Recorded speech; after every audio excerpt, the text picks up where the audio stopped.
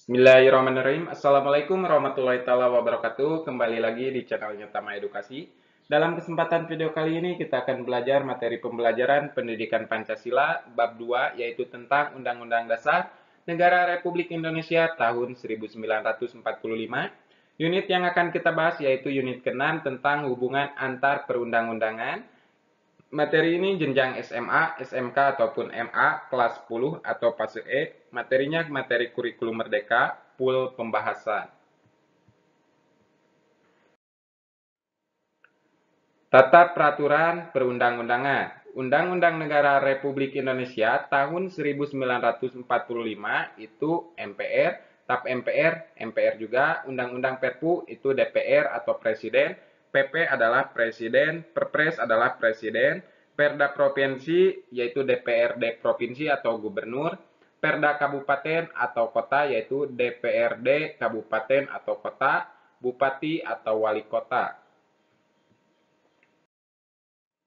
Peta konsep di bab kedua yaitu terbagi menjadi 7. Yang pertama, pengenalan konstitusi dalam pengamalan hidup sehari-hari. Ini sudah dibahas di video sebelumnya. Unit kedua juga sudah dibahas di video sebelumnya. Unit ketiga sudah dibahas. Unit keempat, membuat kesepakatan bersama juga sudah dibahas. Unit kelima adalah produk dan hierarki perundang-undangan. Unit keenam adalah hubungan antar perundang-undangan. Unit ketujuh yaitu menganalisis produk perundang-undangan. Tujuan pembelajaran, peserta didik dapat mengidentifikasi hubungan antar perundang-undangan apakah sinkron atau tumpang tindih. Sebelum lanjut menyimak pembahasannya, jangan lupa klik subscribe, like, komen, serta share supaya tidak ketinggalan video-video selanjutnya.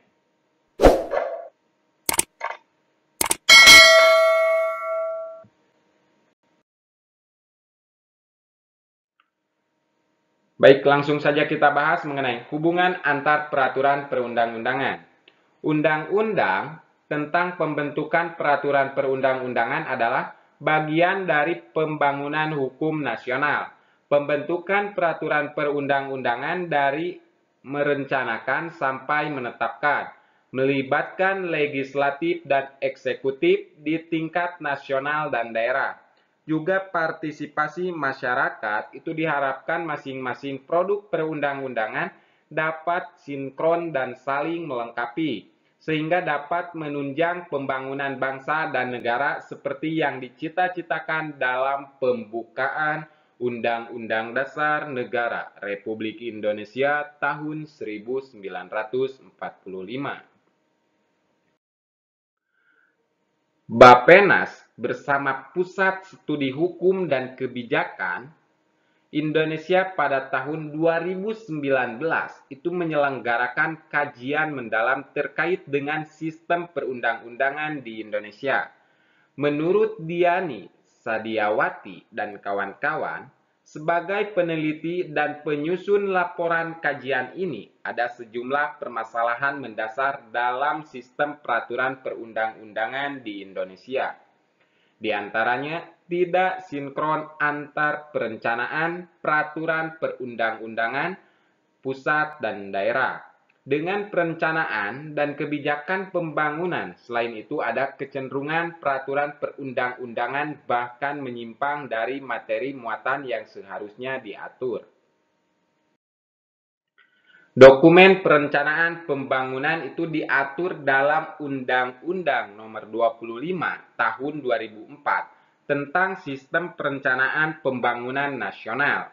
Sedangkan dokumen perencanaan peraturan perundang-undangan itu diatur dalam Undang-Undang Nomor 12 Tahun 2011 tentang pembentukan peraturan perundang-undangan dan Undang-Undang Nomor 23 Tahun 2014 tentang pemerintah daerah. Perencanaan pembangunan memerlukan kerangka regulasi atau peraturan perundang-undangan, dan kerangka regulasi juga memerlukan arah agar sesuai dengan tujuan nasional melalui pembangunan. Adanya pemisahan dua dokumen antara perencanaan dan kerangka regulasi menyebabkan keduanya berjalan sendiri-sendiri, tidak sinkron dan harmonis, Dampaknya juga adalah pemborosan regulasi. Ada banyak regulasi di setiap tingkatan nasional dan daerah, dan juga perencanaan. Tidak sinkron antara perencanaan pembangunan dan perencanaan legislasi dapat tergambar dalam dokumen perencanaan pembangunan dan dokumen perencanaan legislasi periode tahun 2015 sampai 2019. Dari 70 rancangan undang-undang dalam usulan RPJPN atau Rencana Pembangunan Jangka Panjang Nasional dan Prolegnas 2015 tahun 2019, itu hanya 3 rancangan undang-undang yang kemudian dapat disahkan. Di luar 70 RUU atau rancangan undang-undang tersebut, masih ada 12 RUU atau rancangan undang-undang yang diusulkan oleh pemerintah dalam prolegnas yang berada di luar kerangka perencanaan pembangunan nasional. Dan terdapat 14 rancangan undang-undang yang masuk dalam RPJMN, tetapi tidak masuk ke dalam prolegnas. Selain itu, ada banyak peraturan perundang-undangan seperti peraturan daerah atau Perda yang bahkan bertentangan dengan peraturan perundang-undangan di atasnya. Hal ini yang kemudian memunculkan kebijakan pemerintah untuk membatalkan sebanyak 3.143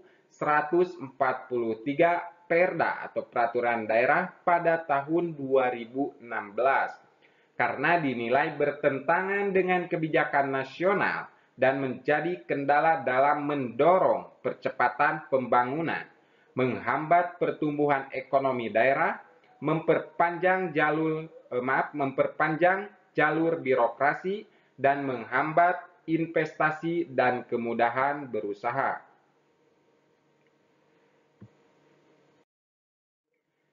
Sinkronisasi atau harmonisasi antar produk perundang-undangan nasional dan daerah diperlukan sebagai satu kesatuan hukum yang saling mendukung, menjadi pengabsahan dan arah bagi pembangunan Indonesia.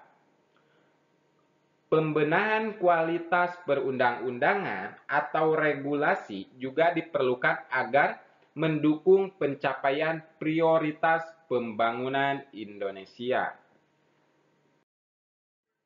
Kita patut bersyukur pemerintah segera membuat kebijakan untuk kepentingan sinkronisasi dan harmonisasi produk perundang-undangan. Hasilnya antara lain adalah pembatalan terhadap 3.143 peraturan daerah yang bertentangan dengan kebijakan nasional. Pemerintah juga melakukan proses penyederhanaan regulasi. Ada pembatalan terhadap 50% dari 42.000 regulasi di kementerian yang dianggap menghambat investasi. Ada pula 427 regulasi setingkat peraturan menteri dan peraturan dirjen yang juga dibatalkan. Kita berharap proses sinkronisasi atau harmonisasi antar peraturan perundang-undangan dapat terus dilanjutkan. Demikian pula dalam hal kualitas perundang-undangan.